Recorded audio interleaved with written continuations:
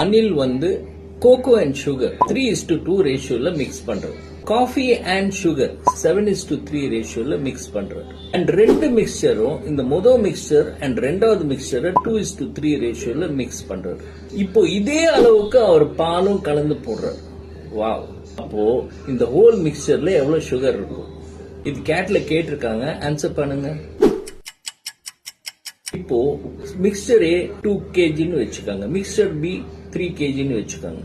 இப்ப 2 kgல நீங்க cocoa and sugar 3:2னா இது வந்து 1.2 kg வரும், அது 0.0 kg, 8 kg சுகர் வரும். கரெக்ட்?